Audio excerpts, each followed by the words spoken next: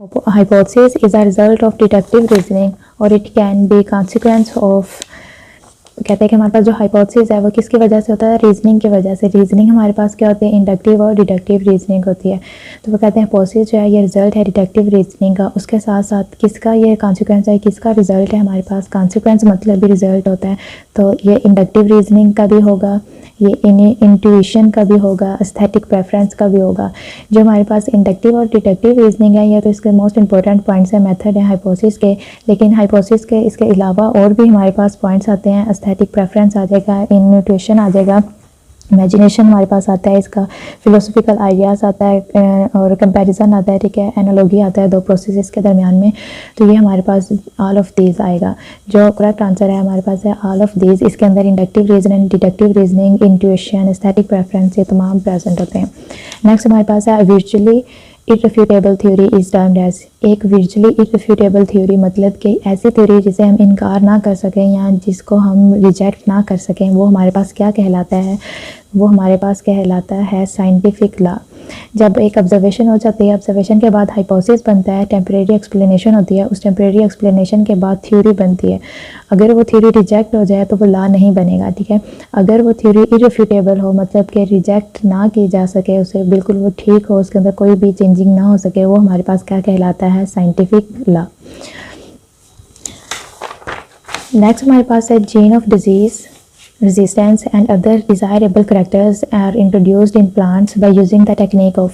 ऐसी कौन सी टेक्निक है जिसे यूज़ करके हम डिज़ायरेबल करैक्टर्स जो हम करैक्टर्स चाहते हैं कि इस प्लांट के अंदर, एनिमल्स के अंदर प्रेजेंट हो, उसे हम इंट्रोड्यूस करवा सकते हैं। या हम क्या कर सकते हैं, जीन जो है उसे इंसर्ट कर सकते हैं डिजीज़ के अगेंस्ट, वो क्या करे, रेजिस्टेंस परफॉर्म करे। तो ऐसी टेक्निक को हम क्या कहते हैं, ऐसी टेक्निक को हम कहते हैं जेनेटिक इंजीनियरिंग। जेनेटिक इंजीनियरिंग जो है ये एक ऐसी टेक्निक है जिसके अंदर हम डिज़ायरेबल करैक्टर्स को है वो इंट्रोड्यूस करवाते हैं किसी भी लिविंग ऑर्गेनिज्म में। बायोटेक्नोलॉजी में हम क्या करते हैं, लिविंग ऑर्गेनिज्म को यूज़ करके कोई प्रोडक्ट बनाते हैं, ठीक है। जैसे बायोटेक्नोलॉजी में एग्जांपल हम ले लेते हैं ब्रेड की, ठीक है, जो यीस्ट से प्रोड्यूस होता है। यीस्ट क्या है, लिविंग ऑर्गेनिज्म है। हम फर्मेंटेशन उसकी योगर्ट के ले लेते हैं, तो जो हमारे पास दही है वो किससे मिलकर बना होता है, मतलब कि कौन से बैक्टीरिया, कौन से ऑर्गेनिज्म उसके अंदर इन्वॉल्व होते हैं, बैक्टीरिया।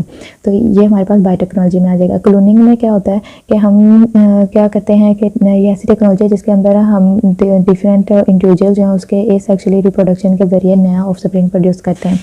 हाइड्रोपोनिक भी इसी तरह एक हमारे पास टेक्निक है जिसके अंदर हम क्या करते हैं, न्यूट्रिएंट्स को टेस्ट करते हैं कि इन प्लांट्स के अंदर कौन से न्यूट्रिएंट्स की अमाउंट ज़्यादा है, कौन से कम है, और उन्हें हम किस तरह देते हैं, इरेटेड वाटर के अंदर ये प्रोड्यूस होते हैं। तो जेनेटिक इंजीनियरिंग इसका ऑप्शन है कि डिज़ायरेबल करैक्टर्स को इंट्रोड्यूस करवाने के लिए हम कौन सी टेक्निक यूज़ करते हैं, जेनेटिक इंजीनियरिंग। नेक्स्ट हमारे पास आता है इंसेक्ट पेस्ट ऑफ क्रॉप्स। जो हमारे पास क्रॉप्स के ऊपर इंसेक्ट्स होते हैं उसको हम किस तरह ख़त्म करते हैं, which has weaken the plant, जो प्लांट्स को वीक कर देते हैं, and can reduce, can be control by using, और उन्हें हम कम कर सकते हैं किसको यूज़ करके, कंट्रोल और रिड्यूस कर सकते हैं किसको यूज़ करके।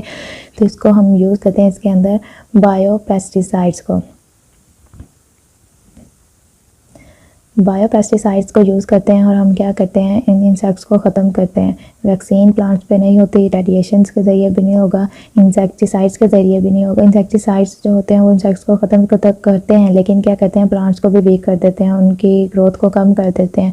तो ऐसे वो कहते हैं हमारे पास ऐसी कौन सी चीज़ यूज़ करेंगे जिससे रिड्यूस, प्लांट की ग्रोथ जो है वो भी रिड्यूस ना हो, प्लांट वीक भी ना हो, ठीक है, और इंसेक्ट्स भी ख़त्म हो जाएँ, तो वो हमारे पास होते हैं बायोपेस्टिसाइड्स। नेक्स्ट हमारे पास हमारा जो MCQs है वो है the technique in which the pest are destroyed by using some living organism. वो कहते हैं ऐसी टेक्निक जिसके अंदर हम पेस्ट को डिस्ट्रॉय कर सकें, ख़त्म कर सकते हैं लिविंग ऑर्गेनिज्म को यूज़ करके। लिविंग ऑर्गेनिज्म, बैक्टीरिया, वायरस, हमारे पास प्रोटोजोआ, फंजाई वगैरह, उन्हें यूज़ करके हम डिस्ट्रॉय ख़त्म कर सकें पेस्ट को। दैट कम्पीट विद और even eat them up in is termed, जो उसके साथ कम्पीट करे, लड़े, फाइट करे, मुकाबला करे और क्या करे, उसे खा जाए, एंड पे क्या करे, खा जाए, अपनी खुराक बना ले, उस टेक्निक को हम क्या कहते हैं। तो ऐसी टेक्निक जिसके अंदर हम लिविंग ऑर्गेनिज्म को यूज़ करते हैं, ठीक है, पेस्ट को, इंसेक्ट्स वगैरह को ख़त्म करने के लिए क्रॉप्स के ऊपर, और वो वही लिविंग ऑर्गेनिज्म उन इंसेक्ट्स वगैरह के साथ मुकाबला करते हैं और उसे खा जाते हैं। ऐसी जो टेक्निक है उसको हम कहते हैं बायोलॉजिकल कंट्रोल, ठीक है। क्लोनिंग भी नहीं आएगा, जेनेटिक इंजीनियरिंग भी नहीं आएगा, रेडियोथेरेपी भी नहीं आएगा। ये हमारे पास क्या कहलाएगा, बायोलॉजिकल कंट्रोल। क्योंकि इसके अंदर हम अगर एक एग्जांपल लें तो वास्प जो है वो वास्प जो है वो एक पैरासाइट है किसके ऊपर, एफिड के ऊपर। एक एफिड प्लांट है, उसके ऊपर जो वास्प होती हैं, भीड़ वगैरह, उस एफिड प्लांट के ऊपर जो प्रेजेंट होंगे क्या पेस्ट वगैरह प्रेजेंट होंगे उनको खाएंगे, ठीक है। उससे क्या, ये बायोलॉजिकल कंट्रोल होता है जिसके ज़रिए क्या करते हैं, पेस्ट को कंट्रोल करते हैं। नेक्स्ट हमारे पास आता है degradation of toxic materials by living organism is known as. हम क्या करते हैं कि जो हमारे पास टॉक्सिक मटेरियल है, लिविंग ऑर्गेनिज्म के ज़रिए उस टॉक्सिक मटेरियल को ख़त्म करना है। डिग्रेडेशन उसकी तोड़ फोड़ करना, उसे ख़त्म करना, डिस्ट्रॉय करना। किसको यूज़ करके, लिविंग ऑर्गेनिज्म को यूज़ करके। किस चीज़ को ख़त्म करना है, टॉक्सिक मटेरियल को। वो हमारे पास क्या कहलाती है, वो हमारे पास कहलाती है बायो रेमिडिएशन। फर्स्ट हमारे पास क्या है, bio absorption, bio remediation, cloning, chemotherapy. जिनमें से हमारे पास जो आएगा इसका आंसर वो है बायो रेमिडिएशन। क्योंकि बायो अब्जॉर्प्शन जो है इसके अंदर हम क्या कहते हैं, मतलब कि जो चीज़ें अब्जॉर्ब होती हैं, ठीक है, बायोलॉजिकली लिविंग ऑर्गेनिज्म जो है बायो अब्जॉर्प्शन अपने प्रोडक्ट्स वगैरह को डिकम्पोज करके डिकेइंग ऑर्गेनिक मैटर से हासिल करते हैं। क्लोनिंग के अंदर हमने देखा कि क्लोनिंग जो है ये एक्चुअली प्रोड्यूस करते हैं ऑफस्प्रिंग्स को, ठीक है। कीमोथेरेपी जो है ये एक ऐसा मेथड है जिसे हम यूज़ करते हैं और क्या करते हैं कि हम अपने डिज़ीज़ को क्योर करते हैं। जो ऑर्गेनिज्म के अंदर डिज़ीज़ प्रेजेंट होती हैं उन्हें हम केमिकल्स के ज़रिए क्या करेंगे, क्योर करेंगे एंटीबायोटिक्स के ज़रिए। तो हमारे पास बायो रेमिडिएशन बचेगा। बायो मीन क्या होता है, लिविंग ऑर्गेनिज्म को यूज़ करके रेमिडिएशन, हम डिग्रेडेशन करते हैं टॉक्सिक मटेरियल की। तो हमारा करेक्ट आंसर है बायो रेमिडिएशन। नेक्स्ट हमारे पास जो एमसीक्यू था हमारा वो है, one of the technique developed by Lois Pasteur and used for pasteurization। Louis Pasteur की तरफ से एक ऐसी टेक्निक डेवलप की गई थी जिसे हम प्रिजर्वेशन के लिए यूज़ करते हैं। प्रिजर्वेशन किसी भी चीज़ को, फूड को स्टोर करने के लिए फॉर लॉन्ग टाइम, काफ़ी अर्सा के लिए। तो ऐसा जो प्रोसेस है जिसके अंदर हम किसी चीज़ को स्टोर करते हैं, लॉन्ग टाइम के लिए प्रिजर्व करते हैं, वो हमारे पास होता है पास्चराइजेशन। फर्स्ट है वैक्सीनेशन, फिजियोथेरेपी, पास्चराइजेशन, इम्यूनाइजेशन। तो वैक्सीनेशन में भी नहीं, हम फूड को प्रिजर्व वैक्सीन्स के ज़रिए तो नहीं करते, फिजियोथेरेपी के ज़रिए भी नहीं हम फूड को प्रिजर्व करते, इम्यूनाइजेशन के ज़रिए भी नहीं। इम्यूनाइजेशन क्या होता है, इम्यूनिटी बिल्ड करना, ठीक है, लिविंग ऑर्गेनिज्म में। तो इसका करेक्ट आंसर है हमारे पास पास्चराइजेशन। पास्चराइजेशन जो मेथड है उसे हम यूज़ करके फूड को प्रिजर्व करते हैं।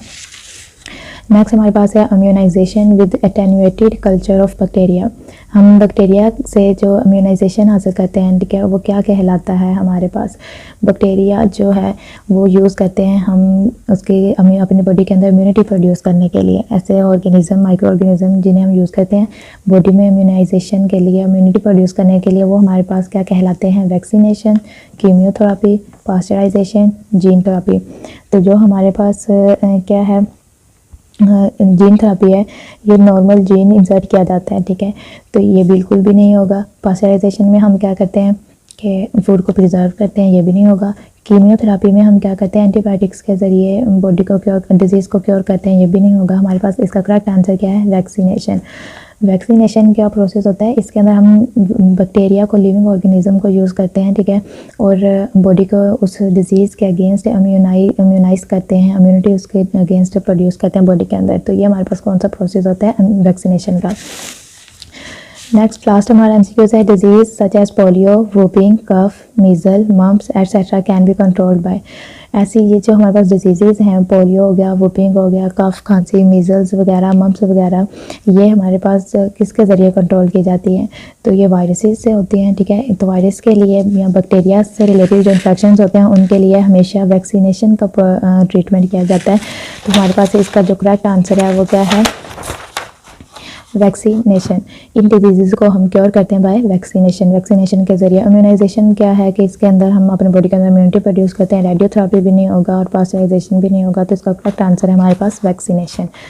तो उम्मीद है आपको समझ आ गई होगी।